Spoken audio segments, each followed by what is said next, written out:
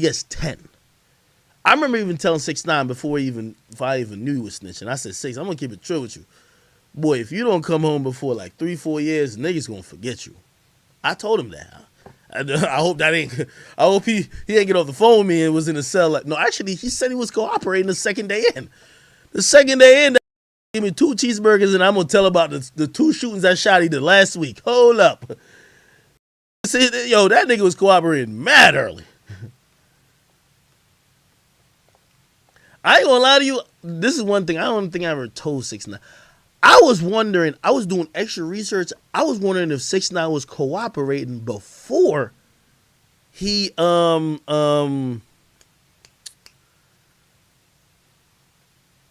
cooperating before he got locked up, like months before. Cause somebody had told me that, like, yo, remember the kidnapping shit? They said the feds that approached them, type shit, and apparently, like, again, this turned out to be false. Let me just say it. This turned out to be false.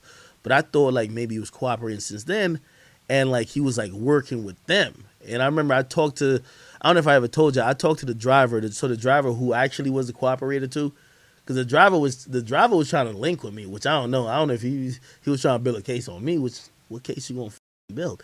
Anyway, like he was like, yo, I remember telling him, I was like, yo, 6ix9ine had called me in Dubai and said, bro, act, because the driver hit me up on Instagram, and he said, oh, 6ix9ine fired me this and third, and I was like, why? I'm like, yo, you mad cool? I always saw you. You was mad cool. You always helped me out. Man, I hit up 6ix9ine. I said, why'd you fire the driver? He said, bro, the driver's an informant. So he knew that nigga was an informant for a while, which I don't know, man. That's some type of Fed games. So that's why I fired. I remember when I got back on the phone with you, I said, bro, he said you're an informant. Just to tell you the truth. The dude just denied it to me. He said, I'm not no informant. You know what he said to me? If I was an informant, he said, I still live around all the dudes from Treyway who got locked up. If I was an informant, they would have killed me. And I don't lie, it sounded pretty good. I believed it. I was like, well, if you're saying if you were the informant and you live in the neighborhood that the niggas got locked up in, and you're still there, and you're still driving your regular old car, they would have done something to you. Okay, you can't be. Trial started. I say, yo, hey, the next witness coming to the stage, Jorge. Fuck, shit was crazy. Nah,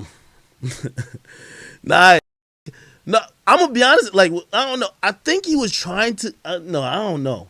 Maybe he was trying to get me to say something. The dude told me, he was like, yo, he like when he was talking to me, he said, yo, dude. First of all, I ain't gonna lie to you. The driver told me that. Which again, I think this is how you know the feds be playing games. The driver was trying to, after I told him, I said, 6ix9ine said, you're the snitch. You know what the driver told me? Bro, I'm not the snitch. But he was basically like doing one of these, like, but he was doing it to Shotty. I was like, what the fuck? He was like, yo, act. He started doing math with me. He said, act. Put like this. Remember when 6ix9ine was in Dubai and the feds raided the spot and found the gun? He said, number 1, it was Shotty's gun. Number 2, Shotty left the gun at 6ix9ine's crib. Number 3, 6ix9ine been telling Shotty, come get the fucking gun. Number 4, Shotty never got the gun. Number 5, there's only 3 people that knew where that gun was. Number 6, every time we were moving stuff, because he was moving to some new place, there was always cops behind us pulling us over for random reasons. Number 7, on the day the FBI raided the shit, they said Shotty could not be found. And I'm like,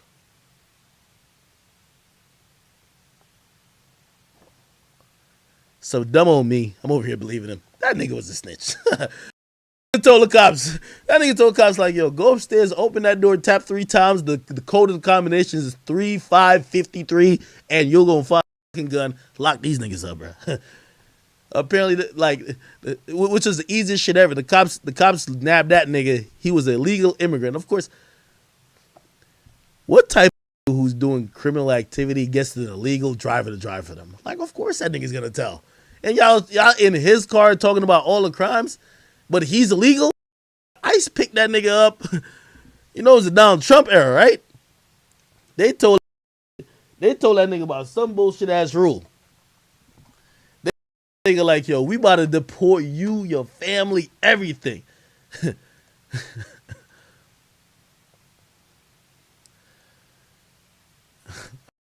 He said, Odale, Odale, Odale Holmes, where do I sign? Told on everybody, bro. Told on everybody. It was about to deport. Apparently, they showed that nigga one of them Trump cages. Like, yo, we about to throw you in a cage before you go. Nah. Just, who I got to snitch on? It is what it is, man. Man, I don't know. Hip hop, brother. Trippy Red fell off. Trippy fell off. Trippy cooling, brother. Trippy's cooling. I'm keeping it true with you, man. Yo, Trippy did the dopest thing. I'm gonna tell you the truth. Trippy finally picked the art over the attention. I think this break where 6ix9ine lost weight also made him reposition himself on the art a bit. But when 6ix9ine came out, after Gooba worked, I think he was more focused on the attention than the art. Like, you get to the point where you're saying, anything I put out is going to work. You know what I mean? And I think now with Trippy, because he's not the guy who's always in, my bad, drama, this and third, like, he realizes, yo, he got to just put out good music. And he's always kind of been focused on his music. And I think he realizes, yo, whether this gets only this amount of plays or whatever, he don't need to be doing other bullshit. Like, you don't need to do a sideshow for it. And I want to commend Trippy for that. He ain't fall off at all. Trippy ain't fall off. Somebody say his album, when his album didn't sell well. All right, well, let's see what his next album sells, okay? I don't think Trippy's music suck. Could Famous Dex make a comeback after rehab? Nah, it's over, bro. Yeah, I think if Drake snitched, the industry would treat him like 6ix9ine. No. Bro, well, here's the thing with 6ix9ine too, right? Which again, when I get on the podcast, I'm gonna really get into. Like, you know, 6ix9ine kind of describes shit like he was a very silent, passive participant. 99% of the crimes that happened was because 6ix9ine ordered them. Very different than if you're just like, oh, I'm just riding with the gang. You know what I mean? So it's like, bro, you're ordering, like you're ordering people to get shot at. You're ordering this and third. If niggas are around you and they feel like you're ordering the wolves to do wolf shit. If the wolves are now feeling like they're not getting paid by you, what do you think they're gonna do? Like, file a lawsuit? No, they're gonna kidnap you, nigga, or shoot at you. You've been having them shoot at everybody else. You've been having them do devious shit to everybody else. When they got it, and by the way, they were disgruntled with him. Like, it's not like he was just the best person. They weren't mad at him. They were mad that 6ix9ine cut them off. Whether it was through Shotty or not, they were mad. What do you think they're going to do? File a lawsuit? Go to HR? What do you think they're going to do? They're going to kidnap you. That's how it goes. When niggas was mad at you, you didn't be like, yo, let me call my gang to file that lawsuit. No! Shoot these niggas! Shoot them! That's what you told them. Shoot them! So when it's something with you, what you think they about to do? Okay, could y'all go to page 42 of the lawsuit versus Daniel Hurt? No, nigga! Nigga, get the gun in the ski max. Let's get the rainbow head nigga. Throw him in the back of the car and let's go get $100,000. What? What you think niggas gonna be like, oh, 6ix9ine's late with his payment. He's decided to terminate our employment illegally. We're gonna take this up with HR and we're gonna go get a lawyer. No, nigga. We finna get our gun and we finna catch this nigga lacking. And when he says, yo, the niggas in Chicago couldn't do it, niggas in Houston couldn't, well, nigga, that's the problem when you have niggas close to you. They know the security code to your home. They know all the weak spots. Yes, they're coming to get you at your crib. Bingo.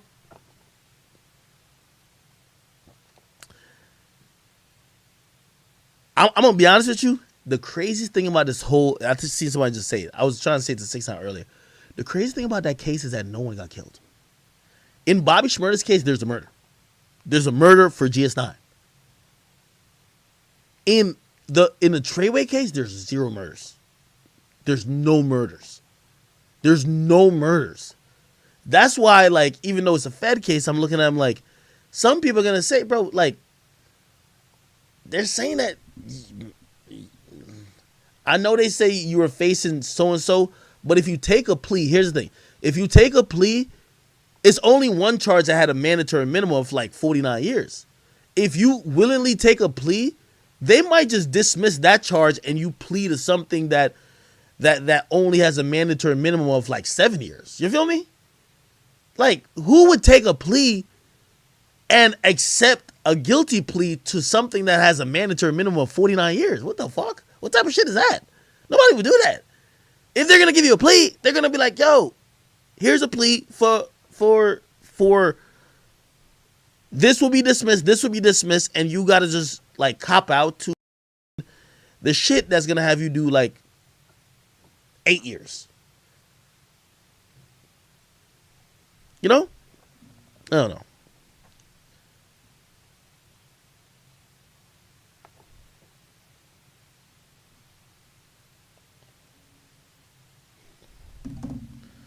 When's the podcast? Podcast coming soon. Can't wait to announce it. Can't wait to announce it. Can't wait to get it lit. Can't wait to get it lit. How long before Treyway gets released? So Shotty will be released in 2033. Actually, 2030. So about 8 more years he should be out if he's on good behavior.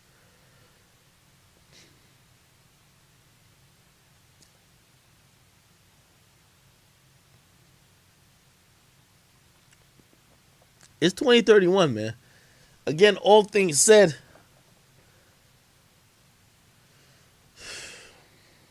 Shotty had a lot of shit on his jacket. Nigga, when I first met Shotty, nigga, when I first met Shotty, nigga, I knew Shotty was a real one. Shotty was a demon, bro. I knew. Nigga, Shotty took out like 2 guns, put it on the table, and Shotty said, yo, what you think my name is? And I said, like, well, I think it's government. He said, that's not my government. Shotty was on the run when I met him. That nigga was on the run from like cops. He was like, yo, they want me right now in Jersey. And I'm like, I'm looking like, yo, you tell me the cops can do it down any single second. And Shotty said that's one of the only reasons why I'm mad sympathetic to Shotty.